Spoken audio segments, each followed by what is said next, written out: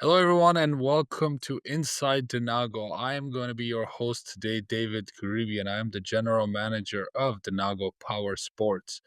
Today, we are with Doug Stabler, the very influential Doug Stabler from Sacramento, California. His dealership, his family-run dealership, has been in staple in the Sacramento area for, I would say, close to or over 15 years. Doug will probably give us an A little explanation over for how 20. long. Little over 20 years. And so Doug Getting will old. let us know. Yeah, he's getting old. So Doug will tell us a little bit about him and himself. But I can just say, with some introduction here, Doug has, I've known Doug for almost, I would say, close to 15 years now, a little bit, maybe even over that. And since I met Doug, he's always been a very influential person for me and in my life because every time we would meet, he would come and purchase products from us. He would show me pictures of what he's doing in his dealership, how he's improving the products for his consumers, and all the cool things that he was doing and saying, "Hey, man, I wish these manufacturers could do it this way. And it's just such a small thing. Why can't they do it this? Why can't they install these nicer graphics? Why can't they do nicer grips and these handlebars and this and that?" And for me, it was always very influential and always very cool to see someone doing something out of the box other than just selling a product to a consumer and actually giving the consumer something cool that the consumer actually wants. So, with that being said, Doug is obviously close to a 20-year owner of ATV Wholesale. And he is obviously a father of his father and now a husband and also a grandpa. So, Doug, with that introduction, say hello and how you doing today? Awesome. Wonderful.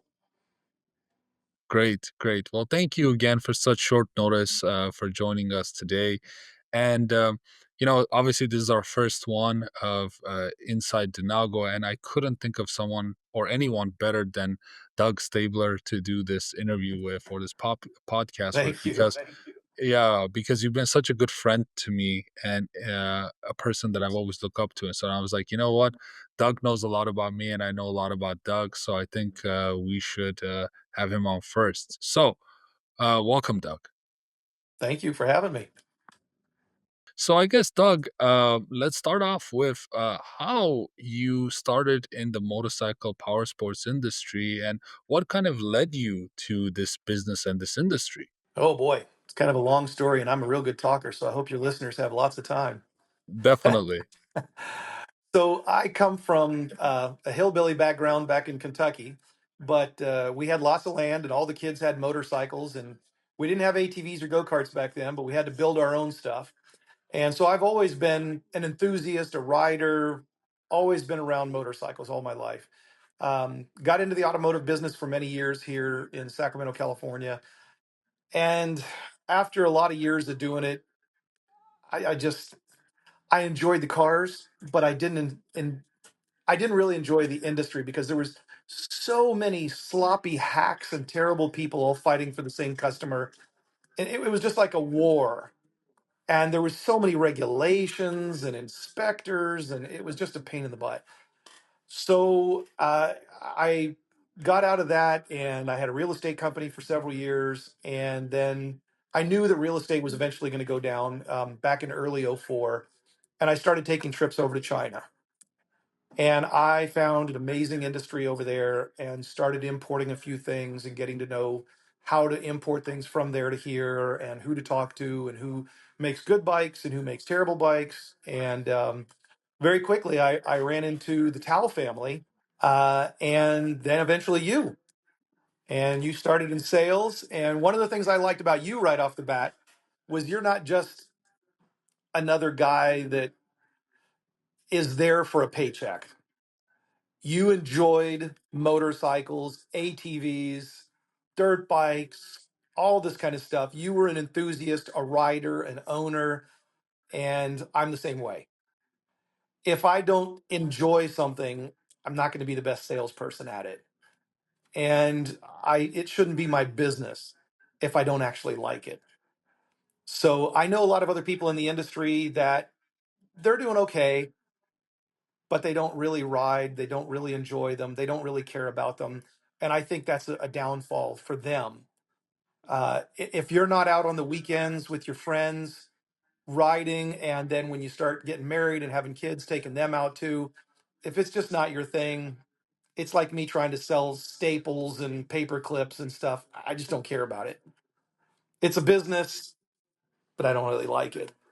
So yeah, it's been over 20 years for me. And gosh, I can't believe you and I have known each other.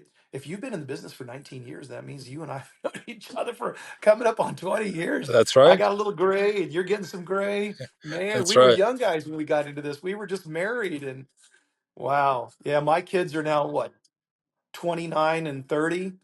Um, and they grew up around this stuff. So now, my son Jake, who was Navy Search and Rescue for 6 years, he at the same time contacted my other son Isaac, who was a paramedic and now is a fireman. And just before COVID, and they said, "Hey, why don't we talk to Dad about taking over his business?" And they said, "I think Dad's getting a little tired, and maybe he'd like the help." And so it's been awesome. They jumped in, like, what, 5, 6 years ago, something like that, and they're doing a phenomenal job. And we started out working with Tao Motors 20 years ago, and then you, the enthusiast in the company, has worked your way up to one of the top positions in the company.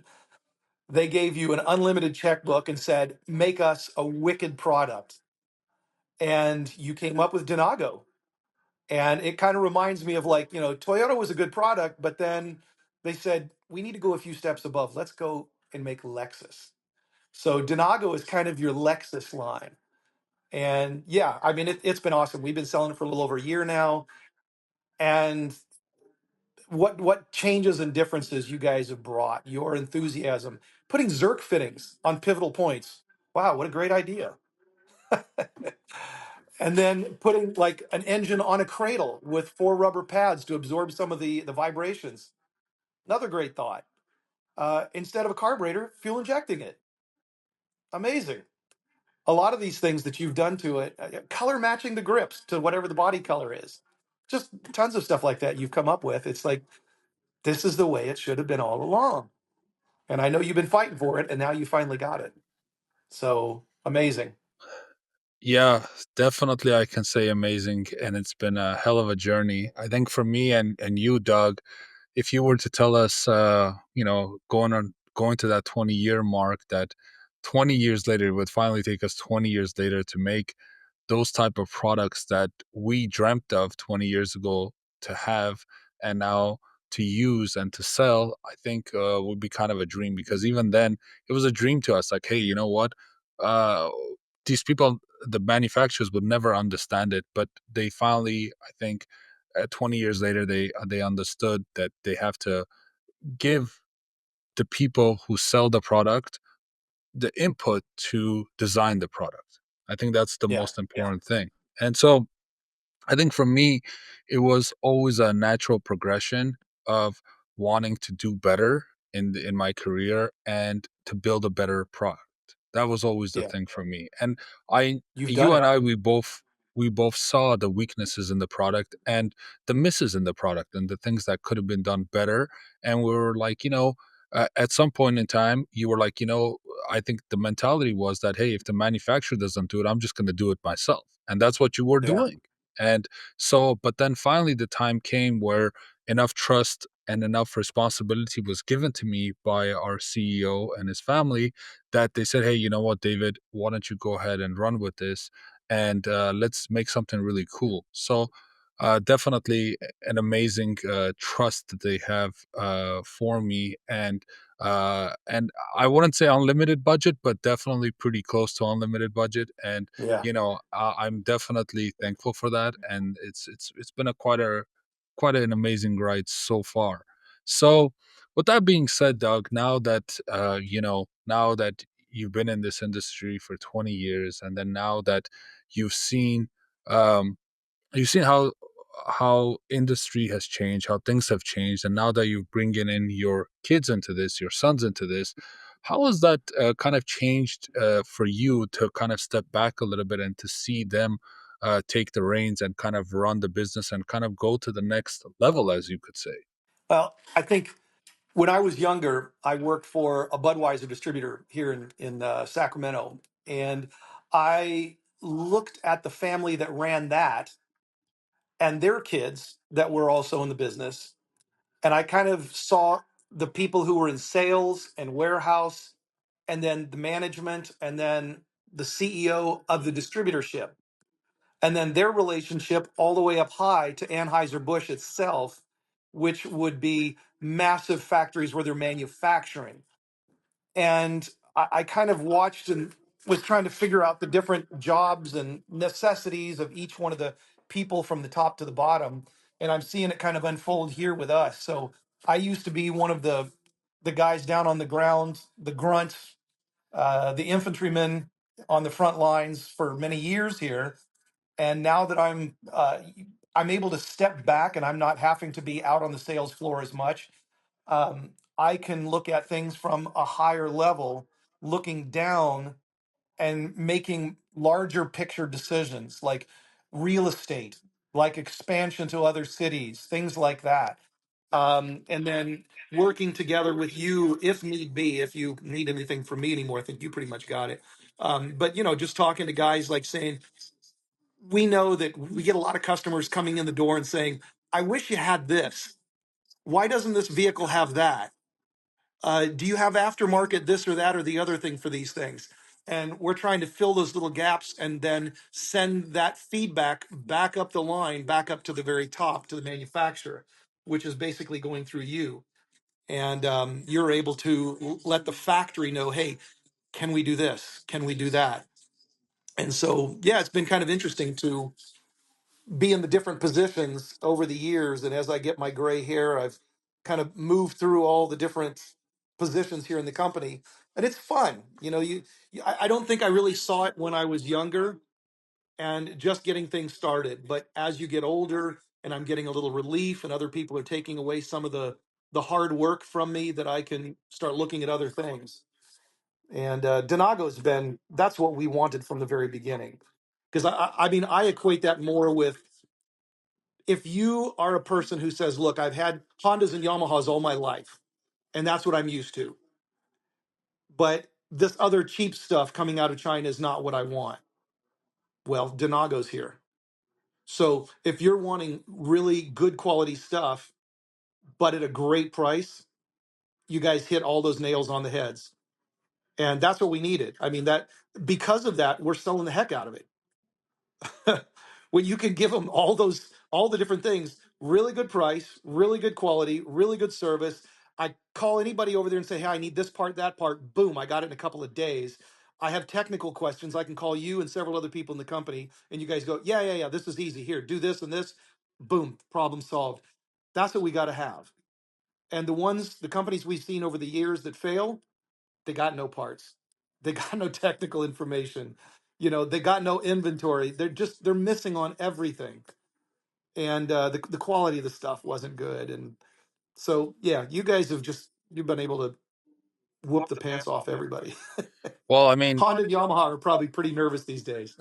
well, we always are aspiring to be like those legacy Japanese brands and even the American brands. Obviously, that's our inspiration to be one of those one day. One day at a time, one customer, one dealer at a time. You're Obviously, doing it. we're trying. Thank you, Doug. But I mean, for us, like it kind of goes back to what we were speaking about before. It's about building a better product, building a better mousetrap, as you can say, right? Yeah. So, and we knew what the faults were always from the day one. I mean, you and I, we knew about this. You sold it every single day. You lived it, bolts coming loose or whatever it may be. You lived that every single day. And we lived it on our end because we would hear it from you and other dealers that we sold product to in the previous company. And so from there on out, I was like, we have to do better. There's got to be a way to do Yeah. better. And so I'm so our glad you C came into the industry. well, thank you. Yeah, and our CEO also realized that hey, you know what? Yeah. There is a market for this. We're not Yeah. just We don't have to be limited to the smaller dealerships. We can be a mainstream brand, but we just have to do things right.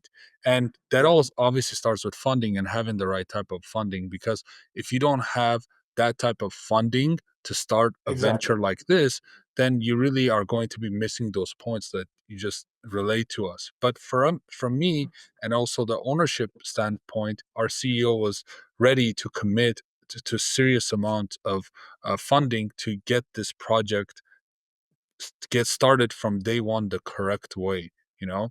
And so it took us about, I was employee number one of the power sports. My assistant, Chrissy, was employee number two. And then when we brought on Johnny Hayes, our national sales manager, he was employee number three. So in the beginning, it was just the three of us.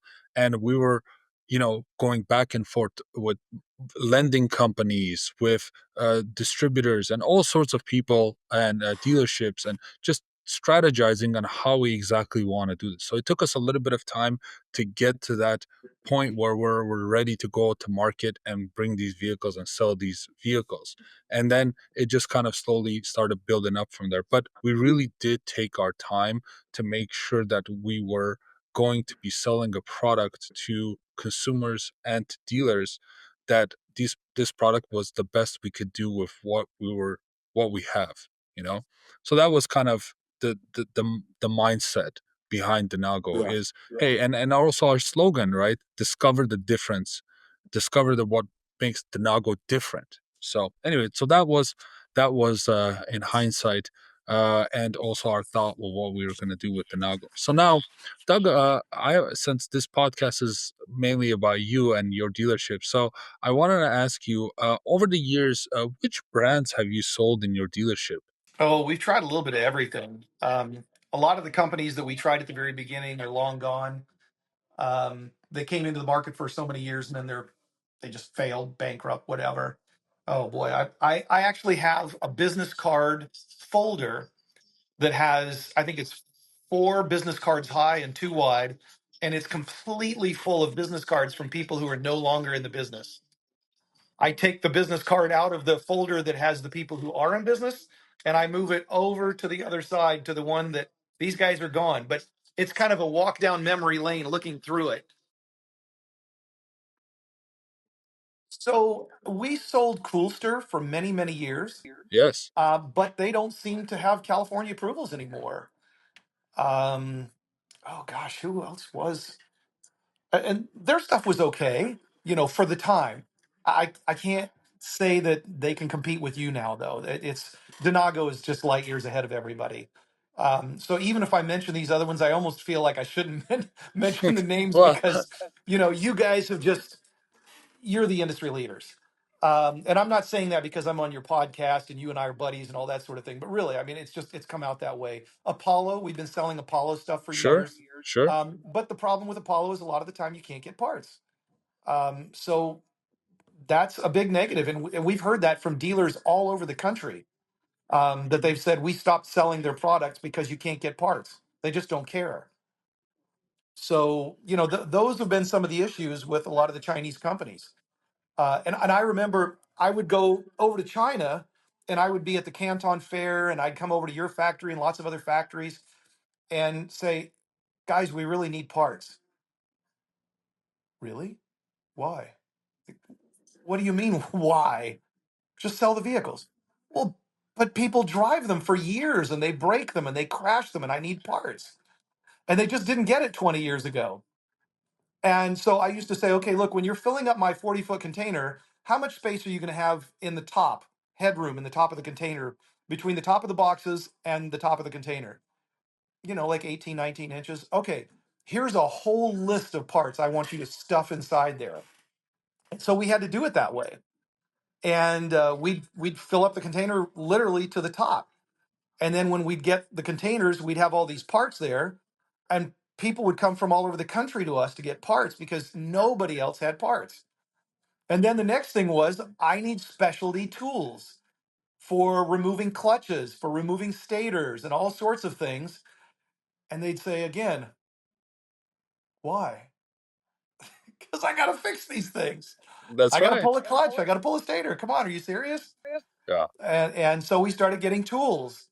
And yeah, it just took a while. And then when we would bring employees into our company, they were a lot of the time I didn't want Honda or Yamaha mechanics because they had learned things a certain way and they were very stuck in their ways.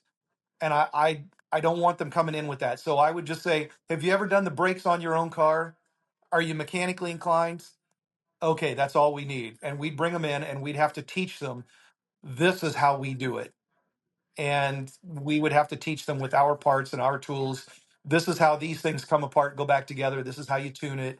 And so it was, yeah. I mean, I know you went through a lot of this stuff too. There was a lot of research and development just by ourselves with the people around us, trying to figure this new industry out over here in the US. And I mean, it took us 20 plus years to get where we are today, but we're pretty darn good at it now. I think so too, Doug. I think um, talking about where you are and how you've come to that stage, how many locations did you actually move to until you got to this final location that you're at now? So, well, we started out way out in the country with just a bunch of empty containers and a off-road forklift. And because we were literally driving around on the mud and the dirt, unloading 40-foot containers and putting them into our own containers that we bought. Wow, And then we started out as a wholesale distributor, kind of like you guys in the US, for the first couple years, hence our name, ATV Wholesale. But then in '07, I think it was January, we decided to start doing retail. And so we got a crummy little warehouse, a single little warehouse in a really bad area of town. And we then, within I think like a year, got the warehouse next door to that. And then we got two more warehouses across the parking lot. But we were opening and closing roll up doors to go in and out of four different warehouses, and it was a pain in the butt. And then when was it? It was early 2012. We got this location, which was 11,000 square foot. And then we've added, and now we're a little over 20,000 square foot. We have four buildings. But this is the location we are now is like a prime location. We're on the main boulevard. Lots of other dealers and repair shops all up and down the boulevard in our spot here. So yeah, but now we need a lot more. Now we're hoping for minimum 30 up to 50, 60,000 square foot. We're just waiting until estate prices get to be a little bit better. sure. They're kind of nuts right now. And Doug, so I remember when you first were telling me or were pitching me this idea that you're going to this big dealership, and now it's small for you, but going to this big dealership area that was on the main boulevard, and how you thought it was so important to be on that main boulevard with other Yeah. dealerships who were on that main boulevard. And previous to that, I didn't really think about how important that is. But then once you explained that to me and once I thought about it a little bit, I was like, wow, yeah, Doug is so right. It's so important to be centrally located and conveniently located to other big, let's say OEM dealerships, because you were still Yeah. starting out at that time, expanding essentially.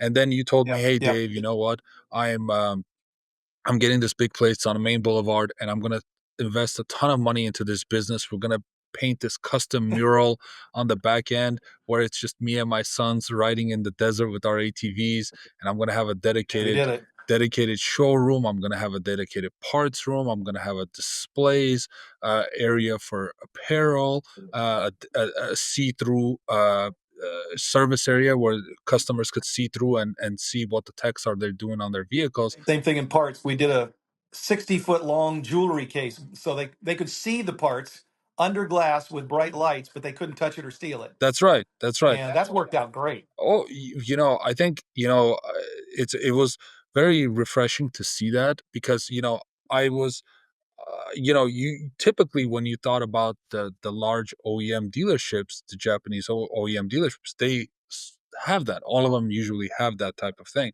But when we talked about kind of the smaller, the Chinese dealerships, none of them were actually built or designed to be like that. And you were, in my eyes, one of the first that I know of. Obviously, there's uh, guys out there doing it like that. But in my eyes, you were one of the first ones that I noticed that was doing it like that and building a brand like a big OEM dealership, which is ATV Wholesale. That is your brand, and you're actually building that dealership to reflect you and your business practices of not just having a small mom and pop dealership that you kind of go, it's dark, maybe three, four ATVs here, maybe some parts over there, and maybe one guy drinking a beer and working on your bike. No, it was that's not what you were building. You were building something clean, No. modern, and something inviting for your consumers to come in and experience what ATV wholesale is about. And it's also about that, not only just the products, but also the family environment, which now obviously you're with your kids. I say kids, but they're grown men now, obviously, right? And And so both of their I wives think, work here too. oh, your wife works there too. Okay, yeah, that No, I not didn't my know wife, about. their wife. So Oh, Jacob and their Isaac, wives. Oh, they're both married and both of their wives work here. wow. Wow, wow, wow, wow, wow. So truly a family run business, I would say at that point, right? And so yeah, I think, for me to see that, and it was like, and I was thinking to myself back then, wow, Doug is taking a big chance on this. He's spending huge amounts of money. And back then, it was a lot of money that you spent on that dealership. You told me one time. And, It was pretty but I much think everything I had, but it was a pretty much gamble. everything you had. That's right. And I think, that's the entrepreneur in you, right, Doug? You had an idea, you had a vision for something, for it to happen. And you said, you know what, I'm going to risk it all. And you did. And you put everything into that And business. whether I And was smart or not, at least I was stubborn and I didn't quit. that's it. Ignorance, right? Is sometimes being Yeah, ignorant is blissful. So I think that ignorant and was stubborn. yes, that's right. That's right. Stubborn for sure. And so I think that's one of what was so important about that is that you said, "Hey, I'm going to do it," and you did it right from beginning. And but you had learned So a lot, obviously, from your old dealerships. But at this point, you were ready, and you were like, "You know what? I'm going to go for it. I'm going to go for it big, and nothing's going to stop me." And I think it's paid dividends for you, right? yeah, I going back to kind of one of the things you mentioned a couple minutes ago, like I think a lot of people think like, should I put a Chinese dealership right next to European, Taiwanese, Japanese? Should I be there with those guys? Am I in the right place? Yes. Yes, you should. Because if you look at modern day automotive dealers, right? They put all of them together in these new auto malls, right? Sure. And you got Toyota, Japanese, next door to BMW, next door to Chevy. So you got American, Japanese, German, you got all these guys all together in one spot. It makes it easy for the customer when they go shopping. They go, where do I get to see lots of brands all in one spot? The auto mall. So, and it was the same thing. I was thinking, okay, there's already Yamaha, Cowie, Suzuki, Honda, Husky, Ducati. It just the list goes on, all in this quarter mile stretch on this one main boulevard right off the freeway. And if they're going to be getting off the freeway heading to Yamaha, they might see my sign and say, well, let's stop in there and see what they got too. That's right. And I took It's away a lot of business from those guys. and I think it's a brilliant strategy because you know what, being on the same boulevard, being on the same, you could say, mall essentially, that Yeah. all these other dealerships were, it made sense. It totally made sense. And Well, a lot of the time they'd come in and say, we were thinking about getting one Raptor 700, but now looking at your stuff, I can get him and hers full size quads and two for the kids for the price of that one Raptor. I'm not going to Yamaha. I'm staying right here. Hook me up with four vehicles. You got it, buddy. Thanks for paying my rent. well, I mean, it's true, Doug. I mean, the value in these this type of a brand is there, and I think that was also the fundamental thing where we were doing research and thinking about Denago, which was, hey, to have a premium power sports product at an affordable price, right? That was the foundation for the Nago. Yeah. And we knew that it can be done, okay? Hmm. Is are we as good as the big boys? Eventually, You're yes, we're pretty we're close. we're pretty damn close. Yeah, eventually Yeah, we'll be neck and neck. Maybe we're not there yet, but however, our pricing you're is close. definitely a lot more competitive than they are. Less than Yeah. half, I would say, Well, depending on. and I love Honda and Yamaha. I love all these brands. It's amazing stuff. I grew up with it. But have you looked at the prices lately? They're out of control. They've lost their minds. It's too very, much. very expensive. It's very expensive. As you know, Doug, It's almost a rich man's sport. well, as you know, Doug, I mean, like you said, growing up in Kentucky, you had Hondas and Yamahas, or you couldn't afford it back then. But growing up, I that's couldn't what afford it. you couldn't afford it back then. But then, as you progressed, you became an enthusiast, right? And then you have the Yamahas and the Hondas. And you know me, Doug, I love my Raptor 700. I Oh, ride it's that thing amazing. in the Glamis Dunes all the time, and all my buddies, same thing. And then finally, I got into peer pressured into buying a Can-Am side by side, which I dearly love. And Yeah, so it's I think that's also this type of products is also it's about progression as well. yeah, It's not only about being affordable, but it's also progression, right? So if a family of four walks into a dealership and they're not ready to spend $20,000 to fit all four of them for a set of vehicles, well, they could do it less than half for that. Two kids, maybe $1,500, $1,700 for each ATV plus two adult ATVs. I think definitely in that $10,000 region mark, somewhere around there, can get fitted and they're ready to go to have other adventures. And I think in the current economic state, I think that makes a lot of sense. And I think it's very it doable does. for the normal family, for the current family that exists now. And of course, with that being said, off-roading and ATVs and dirt bikes are a sport, right? It's a pastime activity. We do this, and I think also something has to be said for the family aspect of this, right, Doug? I mean, Yes, when you first started doing this, besides the business part of it, you and your kids used to go ride all the time, right? You and your sons used to go all the riding time. all the time. Yeah. Yeah. My wife So was, I mean, she's not very coordinated. So even if you give her something fully automatic, it's still hard for her.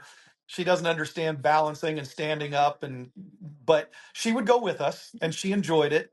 She'd stay with the pickup truck and make little snacks and sandwiches and get lunch and picnic stuff ready for us. And I would go out. Sometimes she'd go, though. She'd go. But I would go with one boy.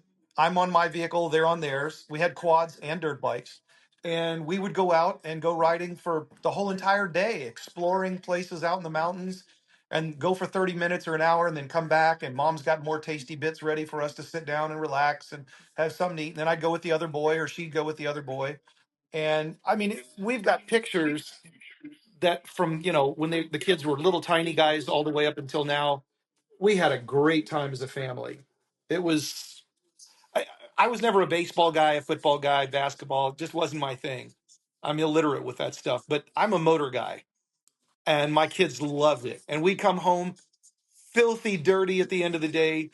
Our clothes are just covered in mess, and we're just whooped. We take a shower, take off our clothes, drop them in the laundry room, and go straight to bed, and we were gone. So it built great memories, great memories. So, I think I think and Doug there he is. also Let's there's look at him over there taking care of business. Hey guys. that's it. Hey, So so yeah, I they're here think taking care of things. that the next generation. Yeah. So I think there's something to be said, Doug, about that family aspect of this business, right? Of this industry. A lot of us grew up riding ATVs, dirt bikes, because we saw our dads doing it, right? Or motorcycles, right? And our dads were doing it, so then we thought it was cool. So then we got into it, and then when we got into it, we started to go with our kids, or our dads took us ATV riding, or our moms took us ATV or dirt bike riding, and we got the bug. We went to a couple of tracks, and then after that, It's we an just got addiction. the bug. Yeah, and the addiction. Yeah. So I think a lot of people also have to, especially nowadays, a lot of people have to think of, hey, what can I do with my family that doesn't involve electronics and it involves the Yes. outdoors and just kind of going back to the simpler Physical. times of physical activities and the simple times of just exploring and uh, seeing what Mother Nature has to offer us. And I think kind of in that sense, that's what we sell, right? Is that Yeah. lifestyle, and we sell fun and life and that lifestyle. And so I think it's such a great sport to involve families. You're obviously a family guy. My son loves riding ATVs and side by Of sides. course. He's not a dirt bike guy yet, but my Okay. wife comes along with us here and there too, just like your wife does. And so I think it's so fundamentally important to to get more involved with our kids and Well, to there's an old build those saying. memories. So we're a Christian family, and there's an old saying in the church that says, "A family that prays together stays together." I would say you could probably add to it, "A family that prays and plays together stays together." So Very yeah, good advice. I Very mean, good when you think advice. about kids I sitting on the couch with some video game, it's violent, it's angry, it's not real. They're getting no physical exercise. They're not connected to their brothers and sisters, mom and dad. They're not. It's just negative all the way around. There's nothing positive in that I see whatsoever. But I mean, in the 20 plus years I've been doing this and thinking about all the kids and families, I mean, I'm now selling stuff to little kids that they're the kids of the kids that I sold stuff to 20 years ago. Now they're grown up and they're married and they've got kids, and now I'm selling them stuff for their kids. That's so And amazing. they're still even bringing in some of the original Tao motors, ATVs and dirt bikes that I sold them 15, 20 years ago. They just need a back tire and a pair of handlebars and some grips and keep it running. It comes into the service department, and yeah, it's awesome. Love it. I think, Doug, from me, I like to use this word passion, you Yep. know, and this industry is built on passion, Yep. right? It's passionate people who love riding, who Yep. love the sport. And you can't be in this industry if you don't have that passion. Just not going You to just work out can't. that well. It's Yeah. just not going to work. Think if you So got married now to your wife shifting, and you had no passion for her, how would that that's work? right. Yeah, exactly, exactly. Yeah. It just wouldn't. So I think shifting gears a little bit. So now, I would like to say, Doug, with your many years of doing this, what what uh, advice do you have for people thinking about starting a power sports industry, going into power sports industry, starting a power sports industry business, dealership? What are some advices that you can give that you've learned over the years? First thing is, when I started out small, how much money did I make? It was small. When I went big, I started making big.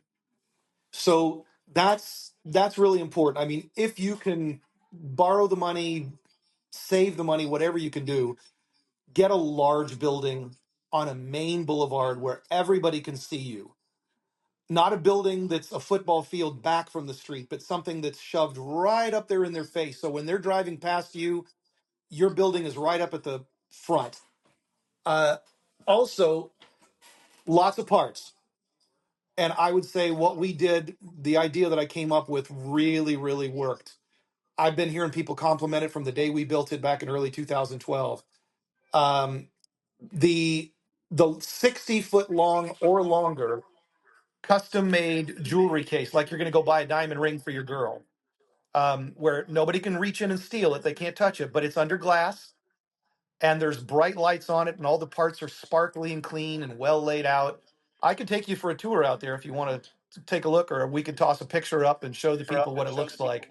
Yeah, we'll definitely toss a picture up. I think it'll look great. But that really really helped, because I remember when I first opened up this new building, and I'd come home at night, and my wife would say, "Well, how many vehicles did you sell today?" Because she was judging like my success based on how many vehicles I sold. I say, "I didn't sell any vehicles today." Oh, well, that's not good.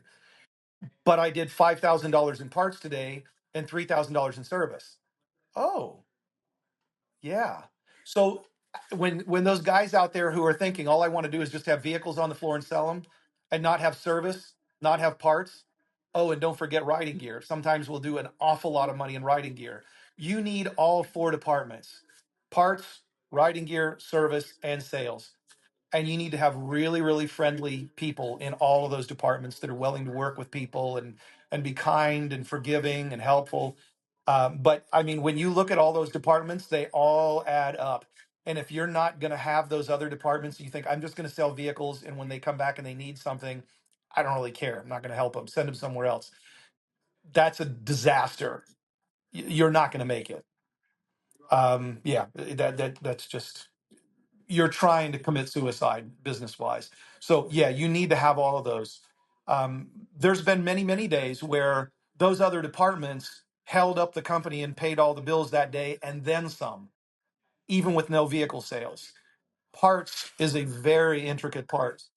Service doesn't make as much, but you're not going to, like, think about a Toyota pickup truck. Why would anybody buy it if you can't get parts and you can't take it in for service? You're not going to buy it. So even the most dependable pickup in the world, nobody's going to buy it if you can't get parts and service. You have to offer that. You have to have the full package. I know it sounds silly, but one of the other things I really went all out on, because I remember when I was a kid hearing in Japan, there was this new fad of whatever kind of business you have, doesn't automotive or retail or whatever you do, people would judge the business by going into the bathroom. They'd walk into a clothing store and say, "Could I use your bathroom?" "Yeah, it's right over there." And they'd go in, they'd look around like, "No way, this place is crap." And they'd walk out. Or they'd go in and they go, "Man, woo, bougie." And they wanted to do business there. They judged the business by the bathrooms. So I don't know, just a silly little thing in my head. I thought, I got to build some really nice bathrooms here. So we did customer and employee bathrooms, and we decked them out really nice. And wife so many times would come along with the husband. The husband's the main shopper for the motorcycles or ATVs, and the wife would say, "Ah, gosh, this is a motorcycle dealership. I know it's not going to probably be nice. Could I use your bathroom?" "Yeah, it's right over there. Go ahead." And they'd come back out, "Sweetheart, you ought to see the bathroom here. It's nicer than the one we have at home. What the heck?" So they were even approving, like, "Yeah, I like this place. Yeah, let's get stuff here." So I know it sounds weird, it sounds a little nutty, but every little teeny tiny detail of how you build your business makes a difference and will influence maybe this person, but not that one. But I want to catch them all. So I don't want to leave any stone unturned. I don't want to think about not paying attention to certain details. I want every detail micromanaged and taken care of. I'm OCD about a lot of stuff. I want everything to be perfect. And I did go to other dealerships. I went to the big boys. I went down to LA and I went to Chaparral's. I went to Burt's Mega Mall, and I walked around and really checked them out and said, "This is success. These guys are amazing and awesome. And I want to be like them or better. What do I got to do?" So I'm not there yet, but we're trying. And I learned a lot from those guys. They're awesome. So that was my benchmark. Not looking at other little Chinese dealerships who had 1,500 square foot and six vehicles. Now we have between 500 and 1,000 vehicles in stock at any time here at our location, and hundreds on the floor ready to go. And yeah, so I mean, we're a pretty well oiled machine these days. But I learned a lot from other people, and then tried to improve on that. Yeah, Doug. I That mean, was a there's a long lot of good. explanation. Sorry. No, no, no. There's a lot of things you said, but I think I'm like you. You mentioned Chaparrals, and Chaparrals here. If our viewers don't know, is a dealership, Chaparral Motorsports in Southern California, and it's huge dealership. It's a huge dealership. Amazing. Yeah, amazing place, It's a and actually, destination. it really is. They Yeah. do an amazing job there. And I mean, the first time that I walked into Chaparral's, I was like, wow, wow. It's just Yeah. the size of it, the organization part of it, the grandness of it. It was just amazing. And I think also there's one point to be added there. When you walk into a place where it's so inviting, there's so much selection for gear, parts, everything, friendly staff, non-pressurable things Yeah. like that, it makes you somehow, I don't know what it is, but I want something instinctually, here. I want to buy something from here. Yeah. Instinctually, it's just what it is. So every time I go to Chaparral's, I'm always, always ready to spend money because I love that place. And Yeah. I think, you know, when it comes to dealerships such as yours or any of these successful dealerships that we talk about and we know about, there is the key for success. And the key for success, like you said, is every aspect of the business of the dealership floor can't be missed. You have Yeah. to scrutinize on the details. The details are what makes a good dealership and a profitable dealership work. And if you leave a few aspects out of it, then it's not going to be a complete business, just like the bathroom experience, right? Yeah. And I'm with you on that. visiting Japan as I have, they have the cleanest bathrooms, the Right. nicest public bathrooms you'll ever see Yeah. anywhere. And whether that's based on culture, whether that's based on mentality, I don't know exactly what that formula is, but I could tell you in Japan, I've never walked into a bathroom that I couldn't say, wow, this is as nice as or as clean as the bathroom in my house. Yeah. So I think that mentality for sure is true. So Oh, one more with thing. that, of course. So when I was a young guy, 18 years old, I got started in brand new car sales. I started at a dealership here in town that was selling GMC trucks and Honda vehicles, cars. And I was a salesman, never done this before as a profession, and worked my way up pretty quick. I was just kind of a natural at it. I seemed to be good at sales, not very good at anything else in life, but I can sell stuff. And I believed in it. I loved GMC trucks and I loved Honda vehicles. But one thing I did not like about this place, and I ended up eventually going over to a Ford dealership, which didn't like them, and then ended up over to a Pontiac and a Subaru dealership, and then I exited the whole new car sales thing. But that one thing that I didn't like that they all had was all the salesmen were on commission, and that I think was detrimental to their own dealership. There was such high pressure from sales managers on us as salespeople, and then from us to the customer that walked into the dealership or drove onto the parking lot. We were like sharks with blood in the water attacking them. And if I didn't think I was going to be able to sell a vehicle to somebody, I could get fired if I don't do this. I had to do what they call turning the customer, which that means I have to tell the customer, stay right here, don't go anywhere, don't move, I'll be right back. I got a great idea.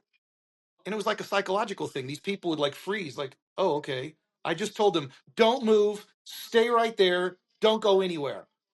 And I had to go back into the building and find another salesman to come back out as a second person to wrench on them that I thought would fit their personality better than maybe mine did.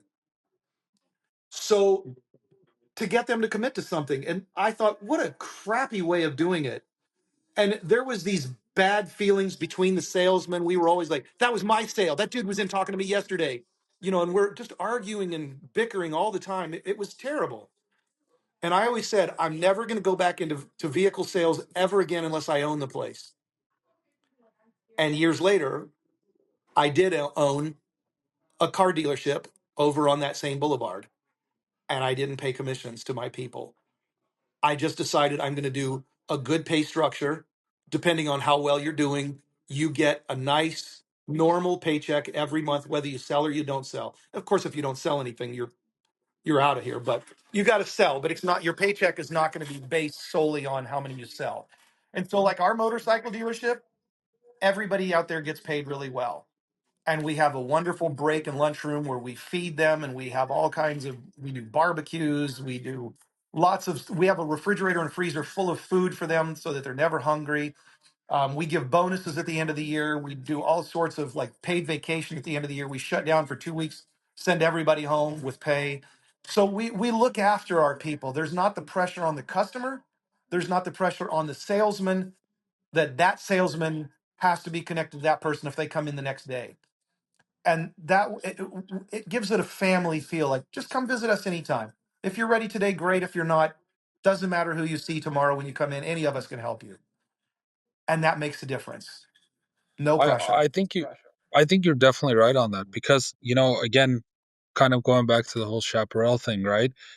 Even with chaparral, like that is one thing that I think also is very different about them, which is every time I walk in there, this whether you're buying apparel or parts, it's a friendly environment. It's Yeah. not like an environment, it's a pressured, hey, I'm here, I must buy something, or they push you to buy something. No, it's hey, welcome in, let me help you. I'm sure I can help you with some way. And if I can't, or if you're not ready today, come back another time. It's totally fine. It's okay. But I think what that does, Doug, is it plants a seed in the consumer's mind of that, hey, this is a wonderful place to go and to Yeah. spend my money. But besides that, it's also another nice place that, hey, you know what, it was a non-pressured place, you know, that, hey, I wasn't I wasn't pushed into doing anything that I didn't want to do right then and there. I did it on my own terms. I did it when I was ready, you know? And I think long term wise, that is the best strategy, in my opinion. Yeah. Making the customer feel that Well, we've they can just had, come in and even browse. though we're Christian, there's a certain political group of people out there that like to say, we're the group of tolerance, but yet they're the ones setting fire to people's cars and houses and businesses. We're not like that. We really are. I don't care what your religious beliefs are. I don't care what your nightlife is all about. I don't care anything about all of that. You came into my house or my business here asking for help on something. And I don't care what color you are, religion, or anything. I don't care. You're nice. I'm nice. I'm tolerant of everybody. And so is everybody else here. We're going to help anybody. And we've had certain groups of people that came in and said, we weren't very welcome at the last dealership, but you guys have been really awesome. So we're going to buy something from you guys. And so that's kind of the attitude that we like to take. And when we get those kind of compliments, it's just a reward for us. We feel like, good, we're doing things right. Awesome. Doug, as you know, I'm Armenian, and being Armenian, I'm also Christian as well. And Yep. when it comes to Armenians, we go back many, many years in Christianity. Yep. But Some of the since very the first. beginning, I would say almost, yeah. And but I would say that one thing, Doug, is going back to the environment of being welcomed, Hmm. okay, and not being pressured goes Yep. such a long way, you know? Yeah. And I think that really makes a big difference in a dealership environment, you know, whether it's motorcycles or any other environment, in a retail environment, that not having that pressure is a big deal, you know? Yeah. So, Doug, we're kind of getting to the point of the 1 hour mark, and We don't I want to would bore them like too much. to no, I don't, I just wanna, like, me and you can talk for hours, of course, Exactly. because we just have so many things in mind, but I would like to share one story, one small story that you told me one time, Really? and you may Oh, not remember this, may or not remember this, hope it was which good was, "Hey, advice. when."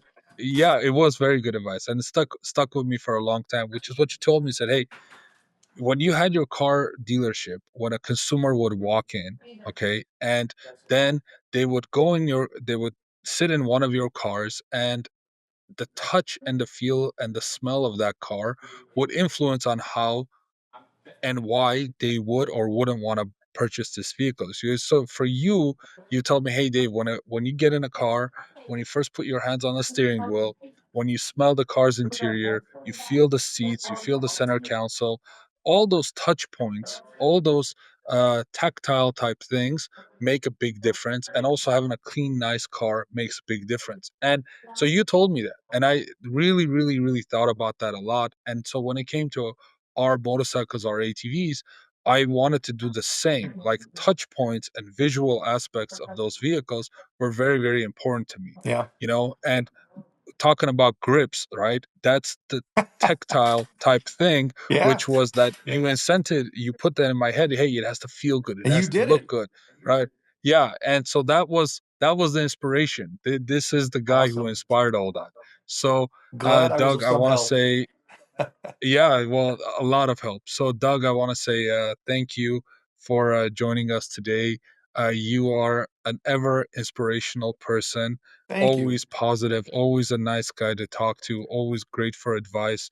And I Very just want kind. to say, well, you are, Doug, you are. And I just want to say, I'm thankful for you for being my friend, but besides that, for being a Denago dealer and the influence you are doing and making on this industry, and now having your sons into this, I think is just going to be the next generation of ATV wholesale outlets. So, Yeah. Doug, with that, please Thank give you. us a little bit of a shameful plug about your dealership. Tell us where you're located, what your phone number is, and we'll end it there. Okay. Yeah. Thank you so much for all of this. So yeah, the dealership is ATV Wholesale Outlet, and if you just add .com, That's our website. So atvwholesaleoutlet.com. And we're in Sacramento, California. And Jacob and Isaac are my two sons running things, and Amy and Victoria are their wives, and they help run things. And my wife Tava, she helps run things as well. But yeah, check out our website. We have a YouTube channel. You can go and look up ATV Wholesale Outlet on YouTube, and there's all kinds of videos where you can look around the dealership and see more about us and see how much more handsome my two sons are than I ever was. And yeah, come check us out. Oh, and we have some performance parts for very specific vehicles. Creatureracing.com, and I think you can find that now linked to our website as well. So yeah, Very nice, that's Doug. it. Uh, Again, thank you again for everything, my friend. It's thank you again for spending so much time. And Love again, it. have a wonderful day, and I will talk to you soon. Okay. Thanks, Mr. Dave. Appreciate it. You're welcome. Bye bye now.